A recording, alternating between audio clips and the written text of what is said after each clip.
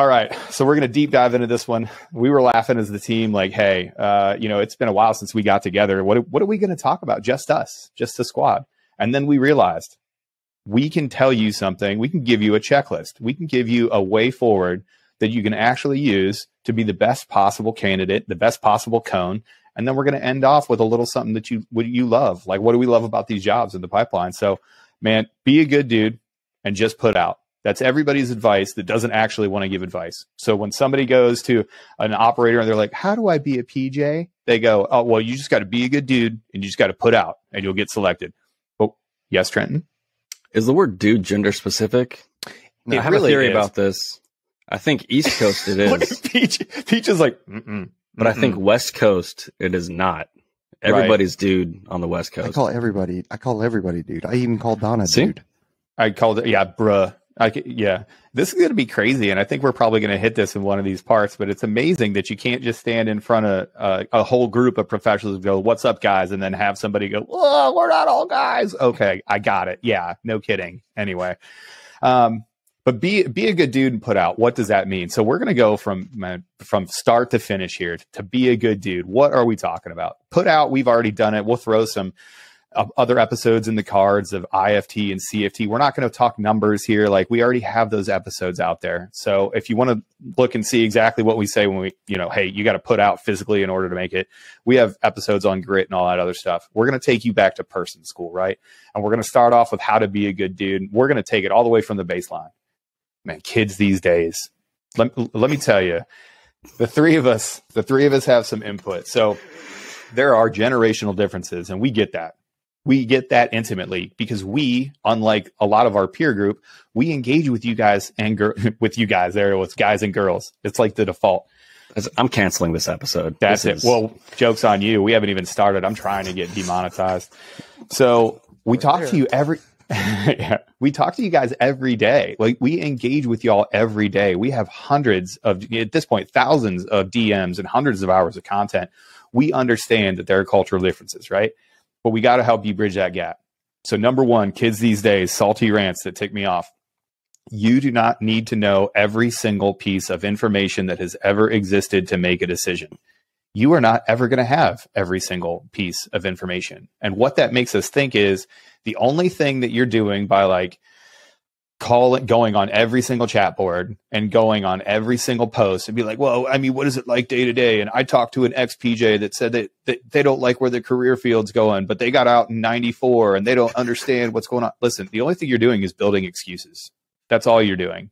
You're getting to a place where you're like, well, I was totally going to be a PJ, but then I talked to an ex-Navy SEAL who said that PJs, weren't the same career field as like 5 years ago. And then that really made me wonder about where I fit in. So I just decided not even to get workout one done.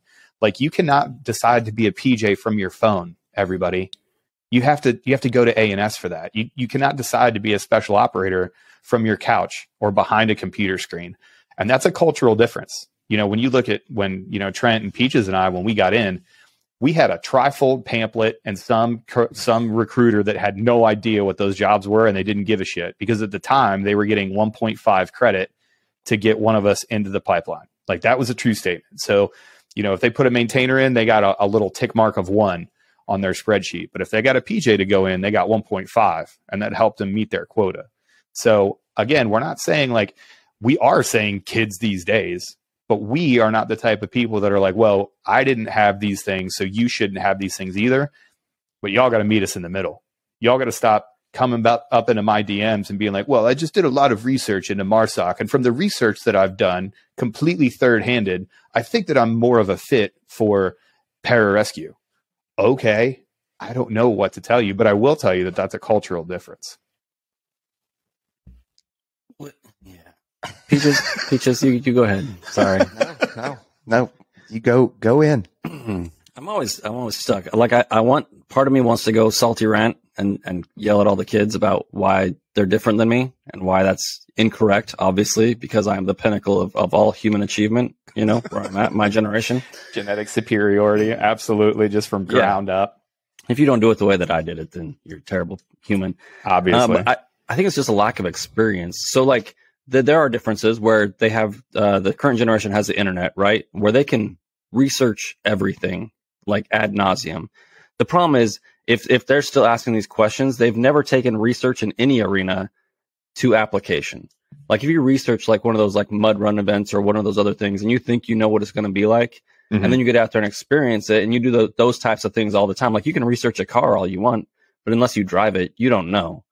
You know, like and until you're like your brain makes that connection between application and strictly academic knowledge, you don't understand that you can't know everything about something until you experience it. So I think that's one of those things when people say those, even like those, that PJ that got out in '94 and is talking about it, they have no relevant experience in the now. So like they're going to say whatever their opinion is based on their past experience.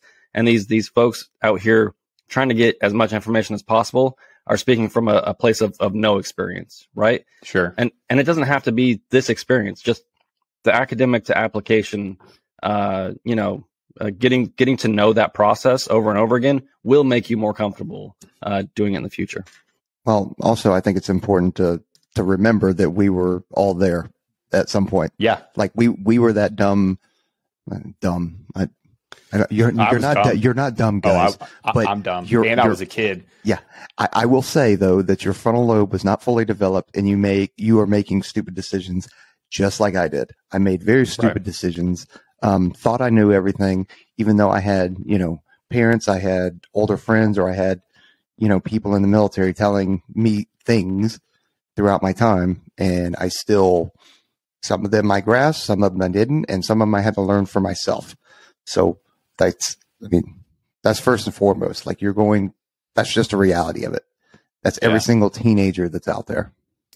Yeah. And let me pull the curtain back on why dudes get salty, right? You know why? It's because we see ourselves in you, but we see all the pitfalls that you could possibly hit as you get to our level. Like when I look at an 18, 19, 20-year-old training to get in the pipeline, it's a mirror, but all I see is a lifetime of my worst go, like a lifetime of the worst things that I've done, right? And I just like, I want to help you out.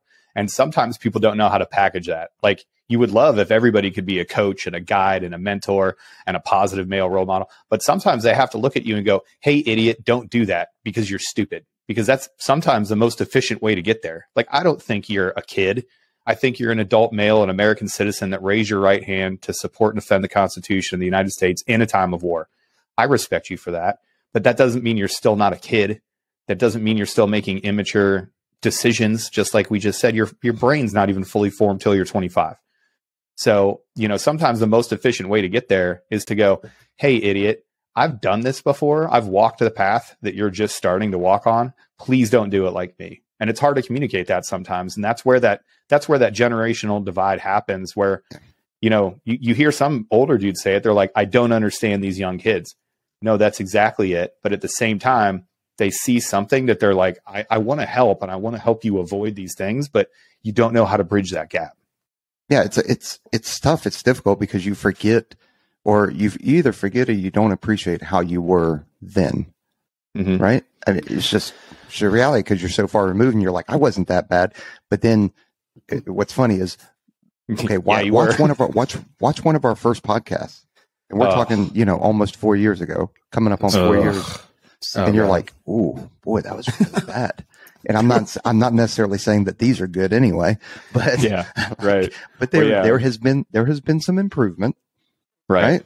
And that's why I think that the kind of team sergeant role is so important, because that team sergeant can grab somebody by the collar and go, you are messing up right now. Now I can't force you to, not get a crazy auto loan. Neck tattoo. Sorry. Yeah. Hey, those are allowed. 1 inch behind the ear now. What's up? I can't do that. I can't tell you to break up with this girl or this dude or whatever, right? He loves cinnamon. Don't you say that. He loves cinnamon. She's going to change for him. She's going to be in medical school soon. And I swear, Peaches, I promise you that stripper that you may be dating or that tech school person that you met you're lonely. Okay. It's your first time, probably your first time away from home. You've been, basics not difficult, but you've essentially been getting, no contact to the outside world. Maybe you had a girlfriend or a boyfriend before you left, or maybe you just met somebody, you're lonely. Yeah. Okay. Of course, somebody shows you some attention and you think, hey, this is it. This is what it is. 99% of the time, that's not true. So don't make that mistake. And I think that role of that team sergeant is important to help guide those people. At the same time, though, people have got to make mistakes, and that's the only way they're going to learn. Well, and maybe when we say it's a mistake, it's a mistake right now. And that person that you meet in tech school, like, I don't want to, like, you just don't understand, like, all the other doors that are going to open up to you later on, all the other opportunities. Like, you're on a very narrow path. Like, when you join the Air Force and you join BMT, like, we kind of, like, narrow everything down to a single path, right? And then you get to tech school and, like, maybe one or two paths open up. All we're saying is, like, be patient in most of those situations. Like, I don't know if you love that person or if they're a good person, but, like, what do you gain by shutting all your potential future doors today? Like, if it's this, like, cosmic meant to be type of love or whatever, it's going to work out eventually. Like, oh, but if we don't get married right now, we don't get stationed in the same place. Cool. Like, that's fine. Yeah, that's fine.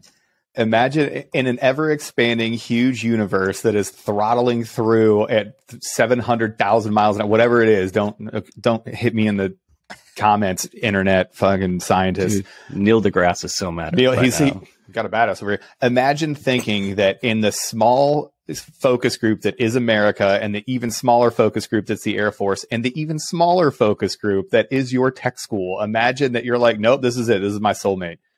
By probability alone, you should take a step back and go, hey, dog, maybe I should just focus on my job, right?